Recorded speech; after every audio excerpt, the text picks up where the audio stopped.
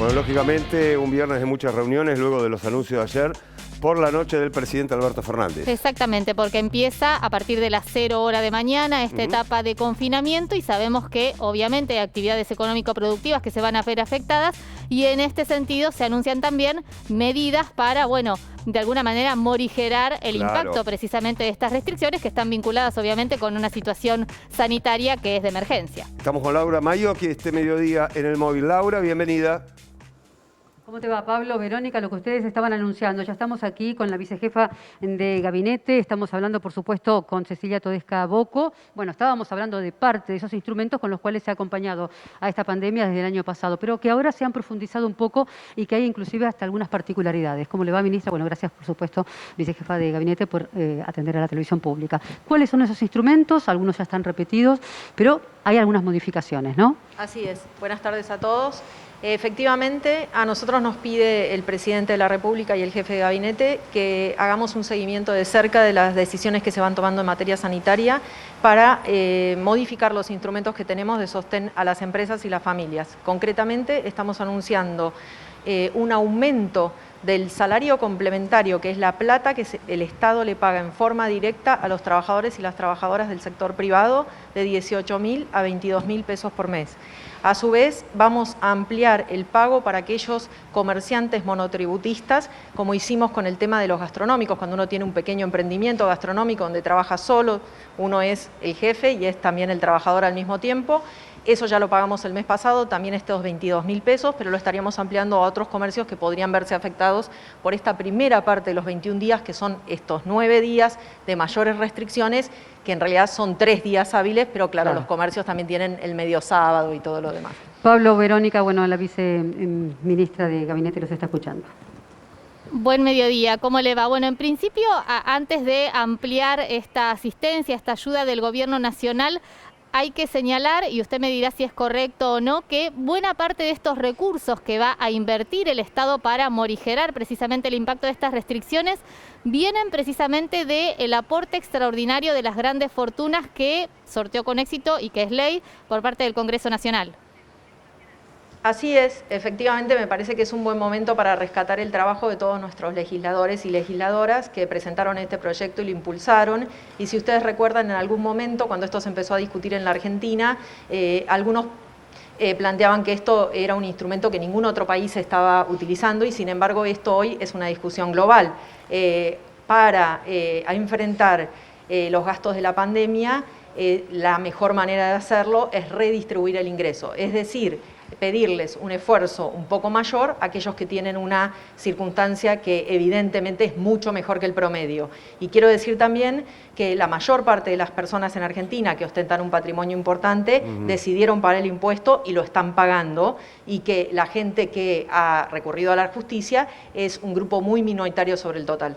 Recién anunciaba que aumentará el salario complementario. ¿De qué manera justamente este trabajador tiene acceso a este aumento del salario complementario? Siempre llegan muchas consultas, dónde inscribirse, de qué manera, tienen dudas, si le llega, si no le llega. Estaría muy bueno, vicejefa de gabinete, poder clarificar esto, ¿verdad? Claro que sí, es una muy buena pregunta. El trabajador o la trabajadora no tienen nada que hacer. El que se anota en el repro a través de la página web de AFIP es la empresa, ¿sí? Y directamente la plata va a la cuenta del trabajador. La plata no pasa por el empresario o la empresaria, va directamente al CBU del trabajador y la trabajadora. En el repro tenemos a los sectores críticos, que ustedes ya saben son gastronomía, cultura, entretenimiento, pero también el repro tiene una ventanilla para no críticos, donde el salario complementario es más bajo, pero también se pueden anotar, ¿sí? Muy bien. Cecilia, quería consultarte, en este seguimiento que están haciendo, ¿qué evaluación hacen hasta el momento de lo que ha sucedido con el comercio, la pequeña industria, con estos distintos mecanismos de ayuda, inclusive con créditos a tasa subsidiada? ¿Ha logrado resistir toda esta situación, una pandemia que claramente se ha prolongado más de lo que muchos preveían? Todos los estudios que hay, los nuestros y los privados, han indicado que las políticas públicas desplegadas, ATP, IFE, Repro y refuerzos de todo tipo, han sido buenos instrumentos para morigerar el impacto. Eso no quiere decir que no haya habido impacto. Nosotros lo dijimos del primer día del año pasado. Esta es una situación muy atípica y siempre tenés algunas empresas que no logran hacer pie. Pero por eso es muy importante en este momento redoblar los esfuerzos y así lo vamos a hacer. Ustedes piensen que el mes pasado, en abril, nosotros atendimos a 13.600 empresas, equivalente casi a 400.000 trabajadores y trabajadoras a través del Repro, ¿sí? Eso es más o menos el 72% de las empresas que se anotaron en el Repro obtuvieron el salario complementario para sus trabajadores y sus trabajadoras. Esto es en abril. Nosotros ahora estaríamos pagando mayo. Es muy importante también que sepan las empresas, los empresarios, las empresarias que nos están escuchando, los monotributistas, que se abre la inscripción para este Repro el lunes que viene, ¿sí? Se hace todo por la página web de AFIP. No hay que ir a ningún lado, todo se hace a través de la página web de AFIP. Así que yo realmente invito a todos aquellos que sienten que su actividad está siendo afectada por estas medidas para anotarse, darnos la información que es muy básica, que se les solicita, así sus trabajadores pueden estar dentro de este programa. Cecilia, ¿qué pasa con los más desprotegidos? Me refiero a los sectores más vulnerables, los trabajadores informales. ¿Hay un refuerzo en la asignación universal por hijo, la tarjeta alimentar?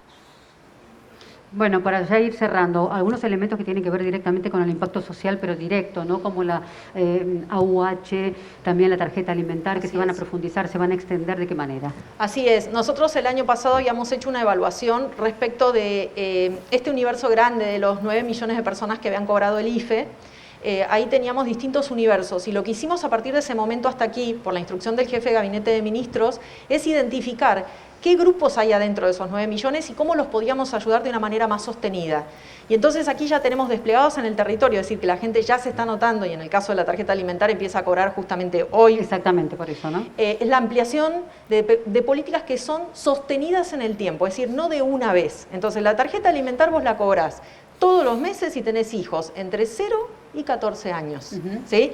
Son casi 4 millones de niños y niñas y se paga a través del plástico de la tarjeta alimentar, pero si no tenés el plástico y como estamos en pandemia, va a ser a través de la cuenta de la UH. ¿Sí? Nadie tiene que hacer ningún trámite. ¿Sí? Directamente esto lo hace el Estado con sus bases de datos. Y también está la beca Progresar, donde los jóvenes se pueden anotar para terminar el secundario, para terminar la universidad, para cursar enfermería, y también para capacitarse. Así que eso es muy importante porque llega casi a 1 millón de jóvenes. Recordemos que tenemos que ver también con el plan Proyectar Trabajo, que tiene que ver con un impacto que es Potenciar Trabajo, que es un impacto muy fuerte, pero que se retomará seguramente con mucho más ahínco una vez que pasen estos nuevos días de confinamiento, ¿no? Sí, tenemos ya 920.000 personas en el Potenciar Trabajo. Así es, sí. Bien, la palabra entonces de Cecilia Todesca Bocco, recordemos, la vicejefa de ministros, aquí a horas nada más de que comience el confinamiento de estos 9 días dispuesto por el nuevo DNU del presidente de la República, Alberto Fernández. Bien, Laura, gracias. Allí el trabajo en vivo de Laura Maiocchi con este testimonio, lógicamente teniendo en cuenta que va a pasar justamente, como bien decía vos, Verónica, para empezar a mitigar un poco las pérdidas económicas de muchos trabajadores que están esperando